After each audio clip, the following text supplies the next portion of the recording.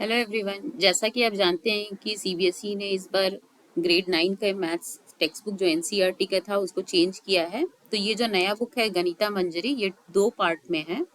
तो पहला पार्ट अभी जो बुक है पार्ट 1, उसमें जो पहला चैप्टर है वो है कोऑर्डिनेट ज्योमेट्री। तो मैं अभी पहले चैप्टर का पीडीएफ आपको दिखाने वाली हूँ और मैं इसमें से कुछ क्वेश्चंस को भी सॉल्व करूंगी। तो ये है पार्ट 1 और इसका जो पहला चैप्टर होगा वो है कोऑर्डिनेट ज्योमेट्री और बुक का नाम है गणिता मंजरी पार्ट 1 ग्रेड 9। आप देख सकते हैं कि ये पार्ट 1 में टोटल कितने यहाँ पे 8 चैप्टर्स हैं। और जो पहला वाला चैप्टर है वो है orienting yourself the use of coordinates. तो इस बार एनसीईआरटी के सारे बुक का जो चैप्टर्स का नाम जो है ना वो डायरेक्ट नहीं दिया है, उसको बहुत ही अच्छे से रिलेट किया गया है रियल लाइफ सिचुएशन से और फिर उसका नाम दिया गया है।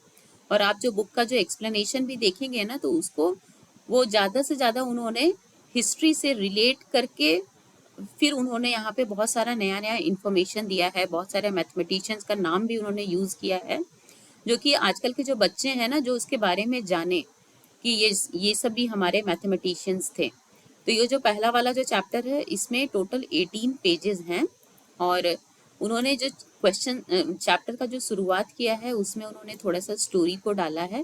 तो इसके जो स्टोरी है आप देखेंगे कि इसमें दो भाई बहन है, रियान और शालिनी। वो दोनों जो है वो नए सिटी में मूव होने वाले हैं और उनको वहाँ पे एक नया स्कूल ज्वाइन करना है। तो शालिनी जो है जो ऑलरेडी ग्रेड 9 कंप्लीट कर ली है, तो वो सोच रही है कि वो जो पढ़ी है ग्रेड 9 में कोऑर्डिनेट ज्योमेट्री उसके हिसाब से अपने भाई को कुछ वो गाइड करने वाली है। तो उसका जो बिगनिंग है ना वो एक स्टोरी के तरह है। तो आइए यहाँ पे हम देखते हैं कि जो शालिनी है वो अपने भाई को अपना उसके रूम का वो कैसे उन्होंने स्केच करके बताया है। और ये सारे जो आप पिंस देख रहे हैं ना, ये जो डॉट देख रहे हैं रेड डॉट, ये सारे पिंस हैं। स्केल लिखा है कि 1 centimetre equal to 1 foot. Okay. और उसने पिन को मार्क किया है to show the various key points on the room. और सबसे पहले जो टॉपिक है इसमें वो 2D कार्टेशियन कोऑर्डिनेट सिस्टम के बारे में है। तो इसमें जो उन्होंने कोऑर्डिनेट सिस्टम में जो पहला वाला जो बताया ना, इसमें सारे पॉइंट्स उन्होंने एक्स एक्सिस और वाई एक्सिस पे ही बताया है। और धीरे धीरे उन्होंने इसके बाद इन्होंने ज़्यादा एक्सप्लेन किया है कि जो कोई पॉइंट है वो ऐसा नहीं कि केवल एक्सिस पे ही रहेंगे, अगर कहीं और भी है तो उनका कोऑर्डिनेट हम कैसे लिख सकते हैं। तो चलिए इसका जो पहला जो एक्सरसाइज है उसको हम देखते हैं। इसमें लिखा है figure 1.3 shows Ryan's room with points O, A, B, C marking its corners. The x and y axis are marked in the figure. Point O is the origin. ठीक है। तो यहाँ पे ये फिगर दिया हुआ है और इस फिगर को ही देख करके आपको क्वेश्चन का आंसर देना है। तो पहला क्वेश्चन लिखा है if D1 R1 represent the door of Ryan's room. ये जो D1 यहाँ पे पॉइंट है, R1 यहाँ पे पॉइंट है। ठीक है, आप यहाँ से ध्यान से देखिए, D1 यहाँ है, R1 यहाँ पे है। How far is the door from the left wall of the room. Left wall मतलब इस तरफ लेफ्ट है, राइट। तो लेफ्ट वॉल मतलब वाई एक्सिस वो कितना दूर है। So distance from the Y axis क्या होता है, एक्स कोऑर्डिनेट होता है। तो इसमें से हम बता सकते हैं कि जो डोर जो है वो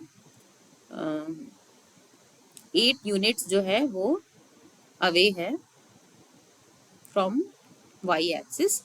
उसके बाद दूसरा है how far is the door from x axis. So door का तो एक पॉइंट जो है वो एक्स एक्सिस पे ही है। तो यहाँ से हम कह सकते हैं कि the distance from x axis is 0 unit. ठीक है, तो ये पहला क्वेश्चन का आंसर हो गया। अब चलिए दूसरा क्वेश्चन को देखते हैं। What are the coordinates of D1। तो जब भी हम कोऑर्डिनेट्स लिखते हैं ना तो हम एक्स और कोऑर्डिनेट पहले लिखते हैं फिर वाई कोऑर्डिनेट लिखते हैं। तो एक्स कोऑर्डिनेट तो यहाँ पे 8 है और ये जो पॉइंट है वो एक्स एक्सिस पे है, तो वाई कोऑर्डिनेट इसका 0 है। तो ये जो पॉइंट है इसका आंसर होगा 8,0।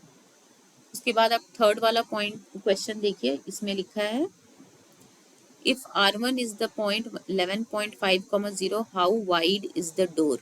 सो विड्थ डोर का तो ये वाला विड्थ है।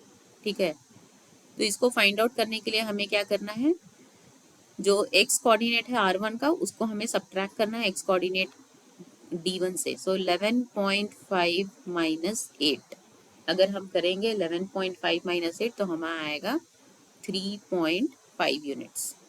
ठीक है, तो इसका जो आंसर होगा 11.5 माइनस 8, मैं थोड़ा नीचे में लिख देती हूँ, इसका आंसर होगा 3.5 यूनिट्स। ठीक है, उसके बाद यहाँ पे एक थॉट वाला भी क्वेश्चन है, do you think this is a comfortable width for the room door. तो अगर आप देखिए ऊपर में उन्होंने स्केल लिया था 1 सेंटीमीटर इक्वल टू 1 फुट। ठीक है, तो ये 3.5 feet it's quite comfortable. If a person in a wheelchair wants to enter the room will he or she be able to do it easily. तो yes होगा इसका answer कि they can easily enter the room. अब next question देखते हैं, if B1 0, 1.5 and B2 0, 4 represent the ends of the bathroom door, is the bathroom door narrower or wider than the room door। तो उसके लिए तो सबसे पहले हमको बाथरूम का जो डोर है उसका विड्थ फाइंड आउट करना है। और आप देख सकते हैं यहाँ पे B1 दिया है, यहाँ पे B2 दिया है। B1 का कोऑर्डिनेट दिया है 0, 1.5, B2 का है 0, 4। तो इसका विड्थ फाइंड आउट करने के लिए y coordinate of B2 minus y coordinate of B1, so 4 minus 1.5 हमको करना होगा। तो ये आ गया 2.5 यूनिट्स। तो डोर का विड्थ है 3.5 यूनिट्स और बाथरूम डोर का विड्थ है 2.5 यूनिट्स। तो हमें जो फाइंड आउट करना है कि बाथरूम डोर नैरो है या वाइड है, तो ये नैरो है रूम के डोर से, तो इसका आंसर होगा नैरोवर।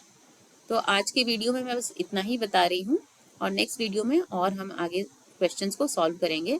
इस चैप्टर 1 का PDF भी मैं डिस्क्रिप्शन में डाल दूंगी ताकि आप उसको अपलोड कर सको। ठीक है।